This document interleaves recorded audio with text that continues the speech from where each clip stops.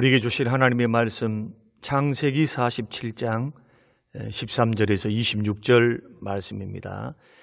기근이 더욱 심하여 사방에 먹을 것이 없고 애굽 땅과 가나안 땅이 기근으로 황폐하니 요셉이 곡식을 팔아 애굽 땅과 가나안 땅에 있는 돈을 모두 거두어들이고 그 돈을 바로의 궁으로 가져가니 애굽 땅과 가나안 땅에 돈이 떨어진지라 애굽 백성이 다 요셉에게 와서 이르되 돈이 떨어졌사오니 우리에게 먹을 거리를 주소서.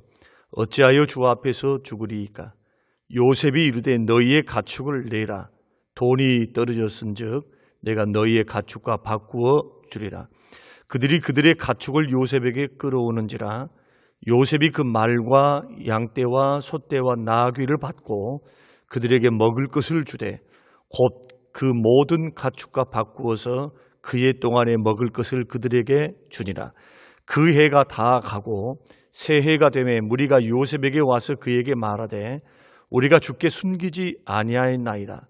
우리의 돈이 다하였고 우리의 가축대가 주께로 돌아갔사오니 주께 낼 것이 아무것도 남지 아니하고 우리의 몸과 토지뿐이라.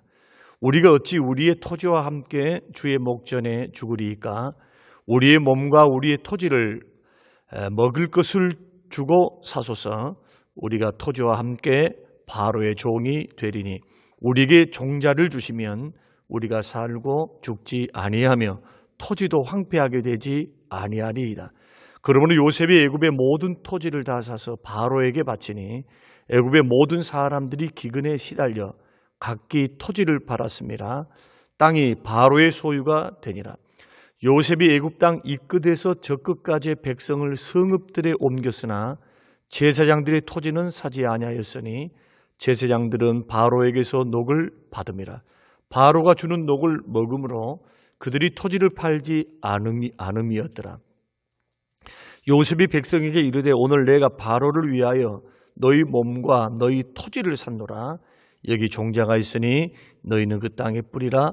추수의 5분의 1을 바로에게 상납하고 5분의 4는 너희가 가져서 토지의 종자로 삼고 너희의 양식으로도 삼고 너희 가족과 어린 아이의 양식으로도 삼으라.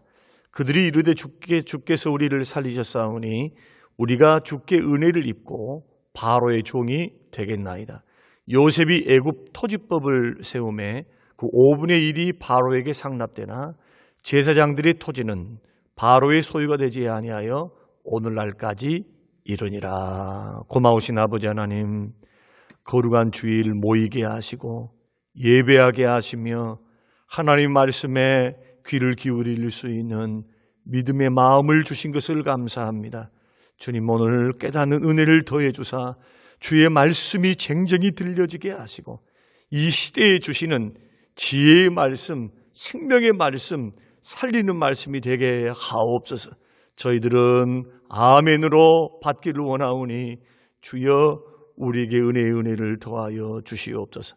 성령님께서 은혜 주시기를 예수님 이름으로 기도합니다. 아멘. 네, 사랑하는 성도 여러분, 한 주간 동안도 주 안에서 평안하셨습니까? 어제나 오늘이나 동일하신 우리 주님께서 우리 모두에게 평안과 축복과 은혜를 넘치도록 채워주실 줄로 믿습니다. 지금 시기가 아직도 코로나 시기를 지금 한참 지나가고 있습니다. 또 백신을 맞아서 참 다행입니다. 그러나 또한 앞으로도 언제 이 변이 바이러스를 통해서 코로나가 종식이 될는지 모르는 상황 속에 있음이 분명합니다. 이러한 코로나 시기 때에 가장 취약하고 가장 어려운 그러한 분야가 있는데 그 분야가 바로 의료 분야하고 경제 분야라고 생각합니다. 의료는 인간의 생명과 직결되어 있기 때문이고 경제는 인간의 생존과 직결되기 때문입니다. 지금 여러분이 매스컴을 통해서 잘 알다시피 지금 유럽을 제외하고 대다수의 나라, 동남아 국가, 인도, 남미, 아프리카 할 것 없이 그 많은 나라들이 지금 매장지가 없어서 화장을 할 수 없어서 시체를 길거리에 버리고 강에 버리는 일들이 지금 일어나고 있습니다. 그러니까 이것은 코로나 확산 때문에 이 의료 체계가 또 사회 전반적인 그러한 시스템이 따라가지 못한다는 증거가 되거든요. 그 의료 체계가 붕괴가 되면은 그 다음부터 이 감염병, 전염병은 확산할 수밖에 없습니다. 그래서 의료 체계는 우리의 생존과 생명과 직결되는 문제이기 때문에 우리가 방역하는데, 백신 맞는데 최선을 다해야 될 줄 압니다. 또한 그러면서도 이 코로나 시기에 먹고 사는 문제, 미래는 고사하고 오늘 먹고 사는 문제가 지금 심각하게 대두되고 있습니다. 전 세계적으로 바라볼 때 아프리카, 인도, 동남아 지금 이런 나라들은 지금 먹고 사는 문제, 경제 문제, 특별히 생존의 문제가 달려있다라고 해도 과언이 아닐 것입니다. 그래서 코로나 시기 때를 위해서 우리가 빨리 백신을 맞고 이 전염병이 다 사라지기를 위해서 기도도 하면서도 우리나라가 의료체계가 붕괴되지 않고 경제가 붕괴되지 않도록 하나님께서 생명과 재산을 지켜주시기를 위해서 기도해야 할 것이고, 또 우리는 방역을 철저히 하고 백신을 통해서 우리는 도움을 받아야 될 줄로 믿습니다. 저는 오늘 그런 의미에서 코로나 시대를 이기는 비결이다 시리즈로 함께 설교를 나누면서 오늘은 요셉의 경제 정책을 배우라. 그래서 코로나 시기에 가장 취약한 분야, 의료 분야, 그리고 경제 분야, 특별히 경제 문제를 조금 다루어 보면서 어떻게 하면 우리가 가정 경제를 지킬 수 있을까? 국가 경제뿐만 아니고 우리는 개인 경제를 좀 생각해 보면서 우리 각 가정이 사업자도 있고 그리고 직장인들도 있고 우리는 종사하는 여러 분야에 지금 직장을 가지고 있고 사업터를 가지고 있습니다. 어떻게 하면 가정 경제를 우리는 지킬 수 있을까? 이것을 우리는 요셉의 경제 정책을 통해서 우리는 추론해 보고 교훈을 받기를 원합니다. 기원전 1670년도에 요셉이 이집트의 총리가 되어서 그가 7년 대기근, 7년 대풍년, 7년 대기근 시에 이집트를 구하고 가나안 땅 지역에 있는 많은 사람들과 생명을 구했다. 이것이 역사적인 사건입니다. 하나님께서 그 불황의 시대, 대기근의 시대를 극복하고 많은 백성들을 살리기 위해서 요셉을 이집트의 총리로 세우시는데, 하나님께서 요셉을 이집트의 총리로 세우신 그러한 목적은 바로의 왕권을 강화시키거나 또 이집트의 군국주의를 발전시키기 위함이 아닙니다. 성경에서 말씀하시는 요셉을 연단하시고 그에게 꿈과 비전을 주신 후에 그를 13년 동안 연단하시고 훈련하사 결국 30세에 바로의 총리가 되게 하셨거든요. 그 1차적인 목적은 뭐냐 하면은 이집트에 살고 있었던, 그리고 가나안 땅에 살고 있었던 야곱의 70명의 가족들, 선택받고 택함받은 아브라함의 후손들, 쉽게 말해서 하나님의 택한 백성들을 보호하고 먹이시고 입히시기 위해서, 생존케 하기 위해서 요셉을 먼저 훈련시켜서 이집트로 보내신 겁니다. 그래서 7년 대기근 중 살아남을 수 있도록, 물론 7년 대기근은 이집트와 고대 근동을 향하신 하나님의 뭐가 되겠습니까? 심판입니다.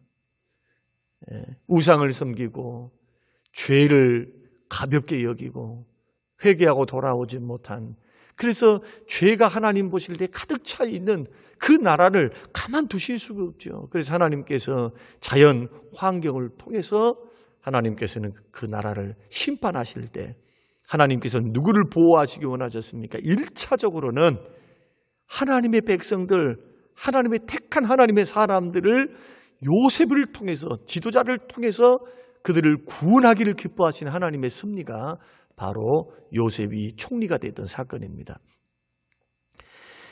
요셉이 하나님의 은혜로 총리가 되자마자 하나님께서 계시하신 7년 대풍년, 7년 대흉년을 철저하게 준비하기 시작합니다. 자, 7년 동안 풍년이 되니까 양식이 굉장히 쌓였겠죠.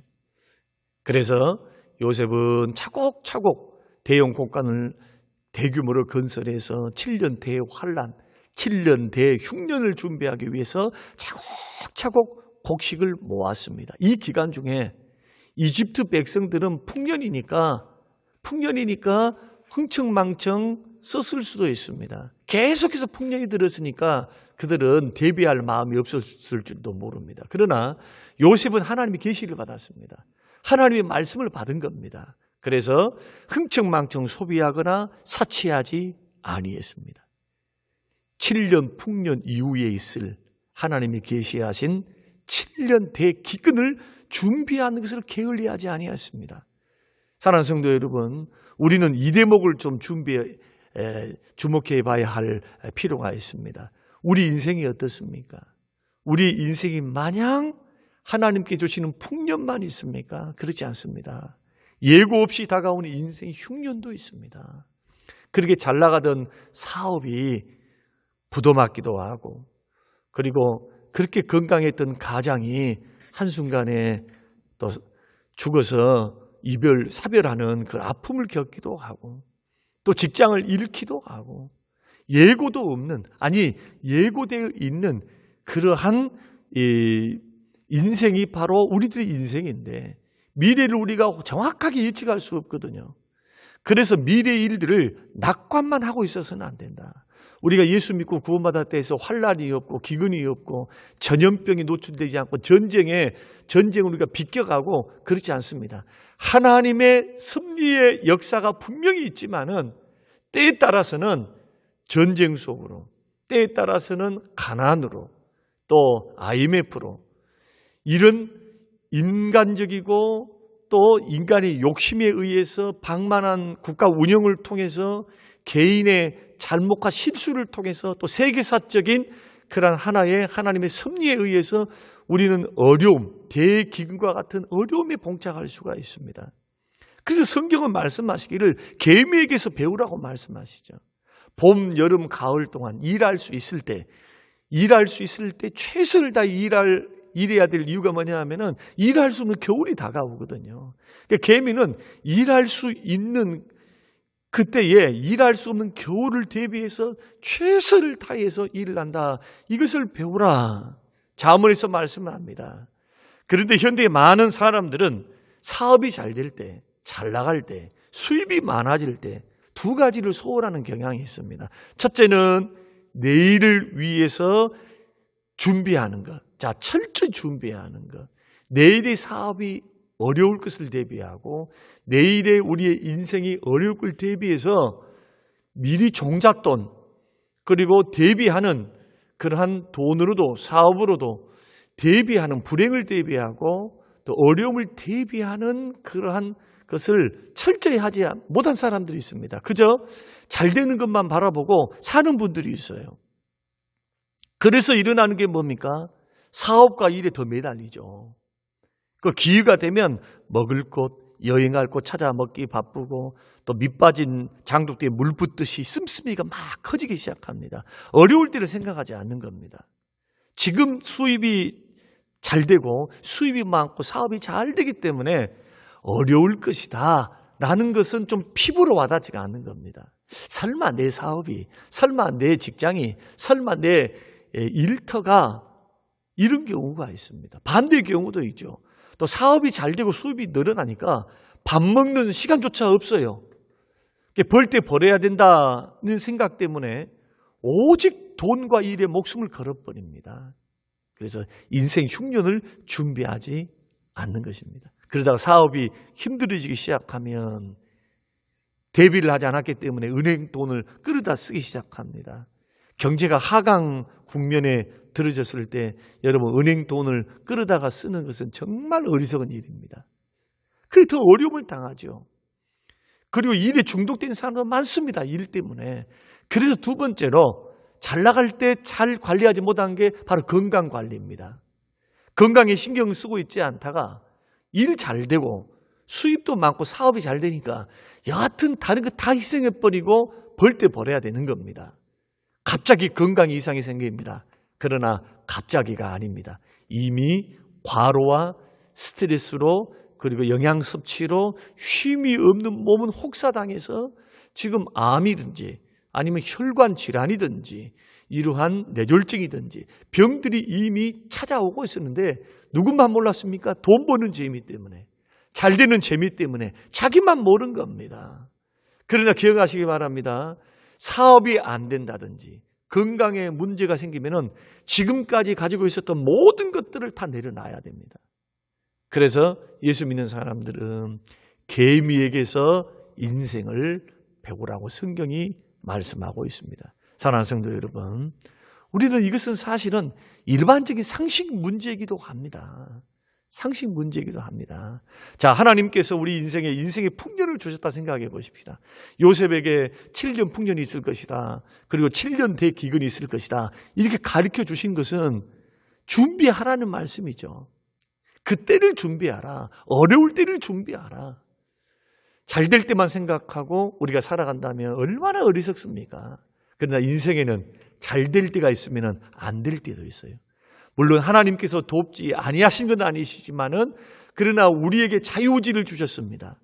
준비할 수 있는 기회도 주십니다. 그러므로 인생이란 하나님 앞에서 건전한 인생, 건강한 인생이란 하나님이 주신 축복의 때에는 사치하거나 방종하거나 방탕하거나 놀고 먹는 것을 허비하지 않고 인생 흉년을 대비하여 미리 준비하는 것, 이것이 요셉이 했던 것입니다. 준비해 놓고 그 나머지를 가지고 살아가라는 겁니다. 좀 돈이 버니까 씀씀이가 커지죠. 또 쓰지 않고 먹지 않았던 것을, 과거에는 못했던 것을 자꾸 하게 됩니다. 그러나 정도껏 해야 된다는 거예요. 미래를 준비해 놓고, 물질 준비해 놓고 사치와 향락과 그러한 방만함에 우리를 내몰게 되면 사업이 어려우면 남의 돈 끌어다 쓰게 돼요. 또 사업에 노하우가 있다고 믿습니다. 그러나 시기와 시대가 우리를 돕지 않을 수도 있습니다.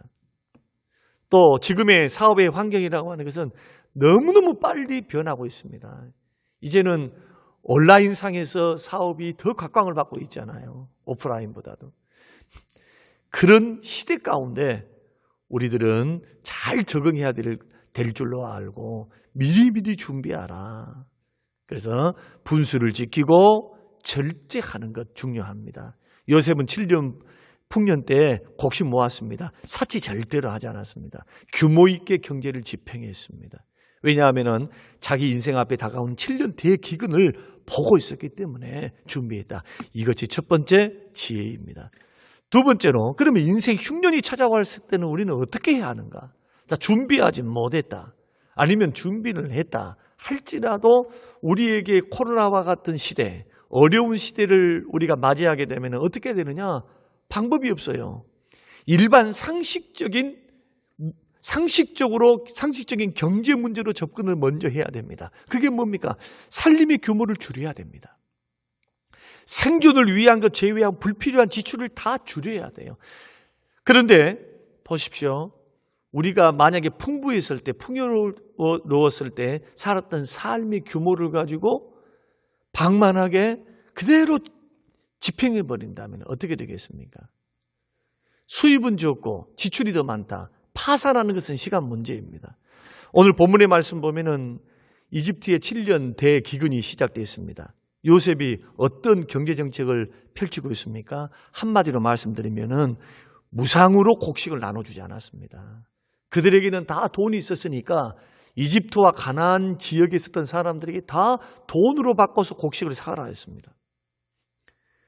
돈이 없으니까 이제는 돈이 없습니다. 곡식 나누어 주십시오. 백성들이 찾아왔습니다. 그때도 요셉은 무상으로 곡식을 주지 않았습니다. 왜 그러느냐? 벌써 기근이 든 1년 만에 돈이 다 떨어져 버렸죠. 일반 백성들은 곡식이 다 떨어졌습니다. 7년 대기근을 준비할 줄을 몰랐습니다. 그런데 요셉은 계시를 알고 있었고 하나님의 계획을 알고 있었기 때문에 철저히 준비한 겁니다. 그래서 그 돈 대신에 가축을 가져오라고 합니다. 자, 바로와 이 요셉이 인기를 얻으려면 무상으로 배급을 해줘서 민심을 얻어야 될 텐데 요셉은 그런 정책 쓰지 않았습니다. 왜냐하면 아직도 기근이 6년 더 남았기 때문에.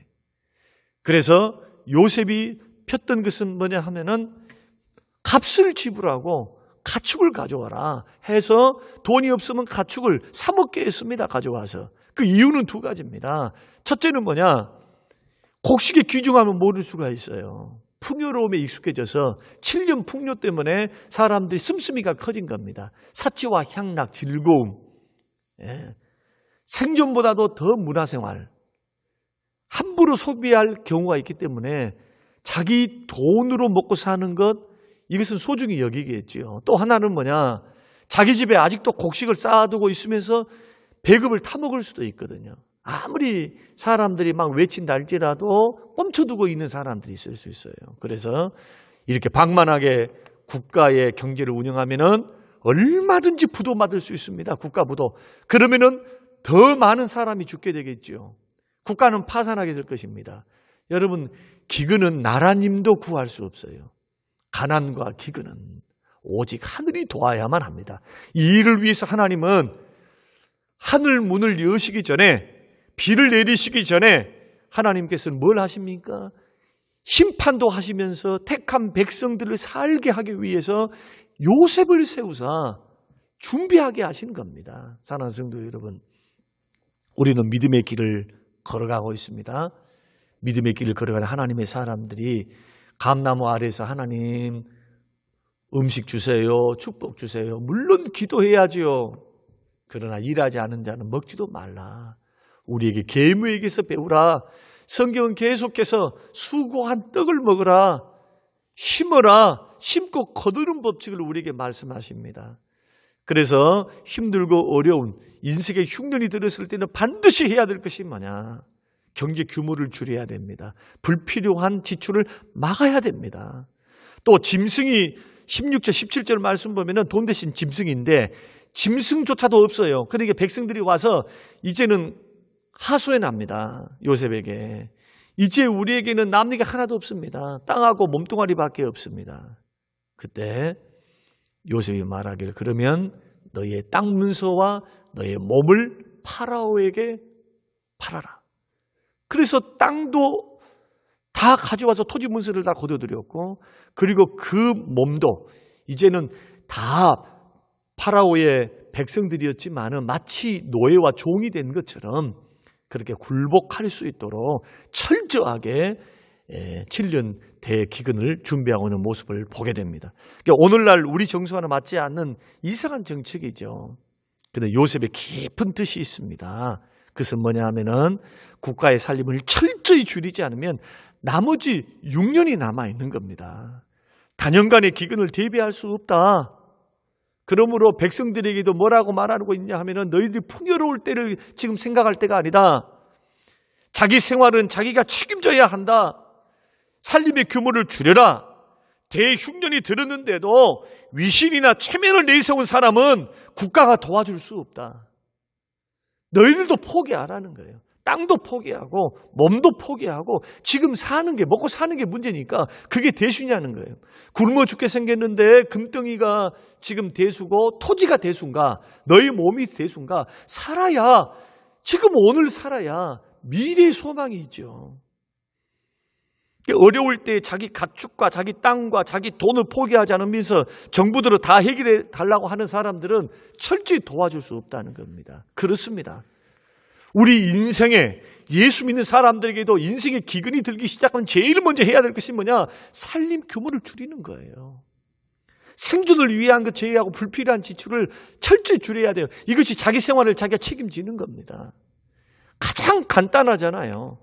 경제정책, 경제 원칙, 그리고 부채를 줄여야죠. 은행 빚을 줄여야 돼요. 그리고 은행에 돈을 빌려서 사업을 확장하는 것을 금해야 됩니다. 지금은 그럴 때가 아닙니다. 수입이 지출보다 많게 되면 언젠가는 반드시 파산하게 됩니다. 그래서 풍요롭고 잘 될 때를 기준으로 자녀 교육이나 여행이나 여가 생활, 먹는 것, 여러분 이런 생활을 하면은 오래가지 못합니다.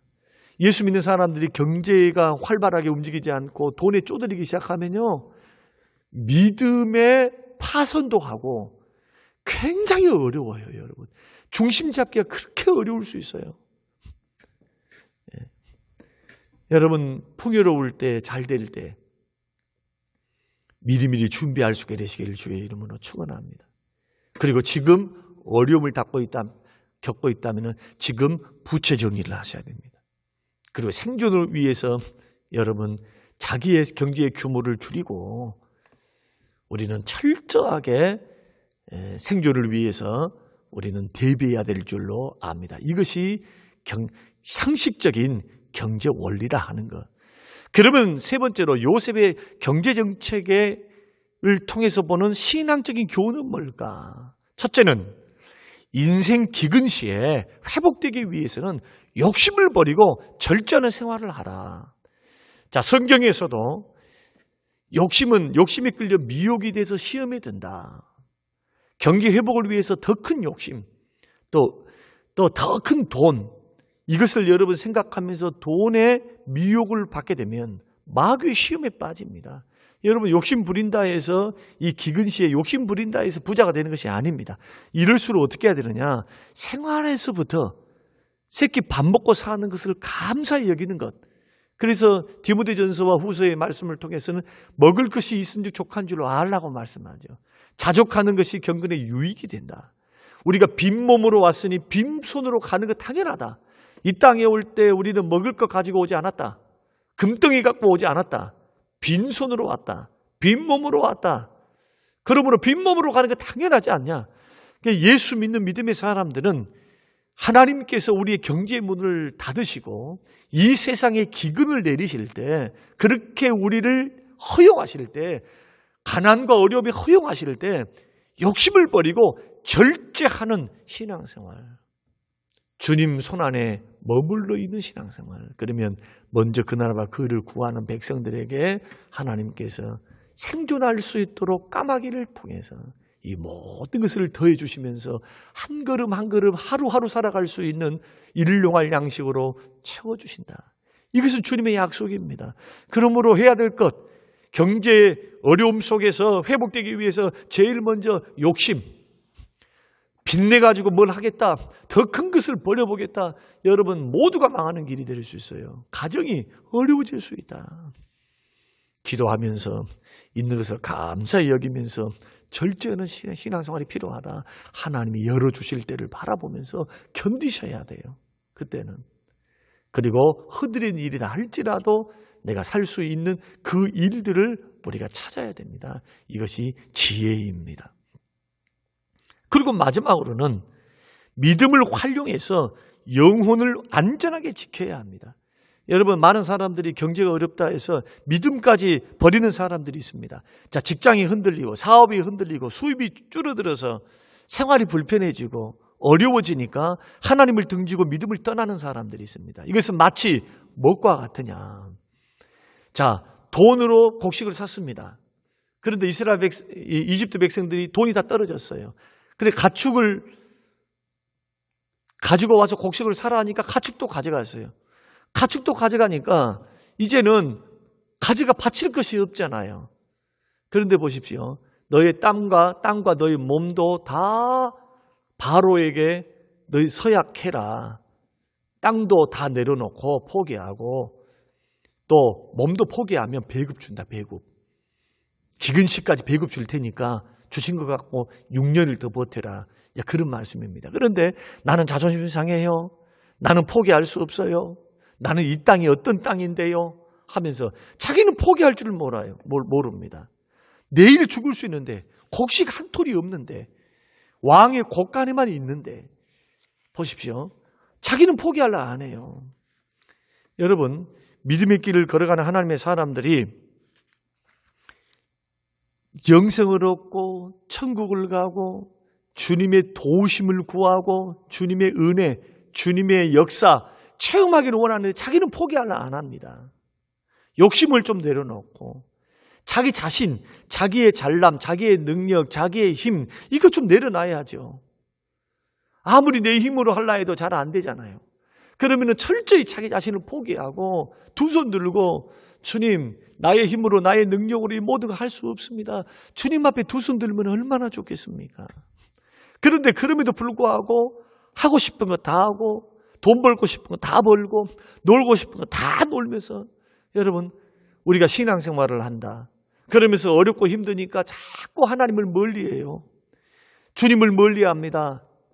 마지막 날 막다른 골목에 정말 생사의 갈림길에 놓여 있을 때 유일한 도움이 바로 하나님이신데 그 믿음을 포기해버리고 하나님을 등지고 어떻게 살겠습니까?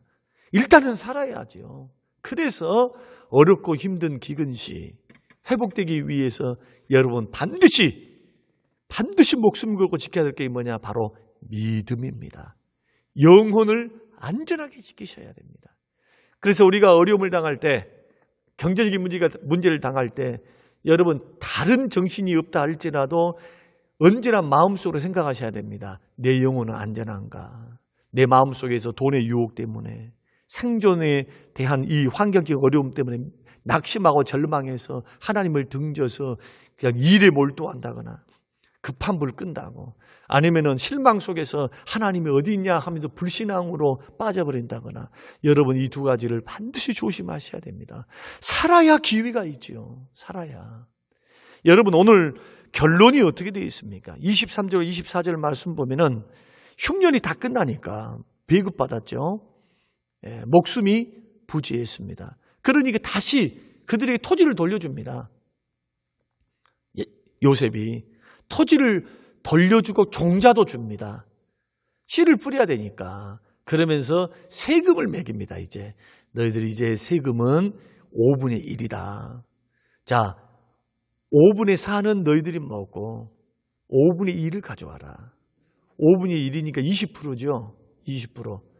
20분의 1은 왕거라는 거예요.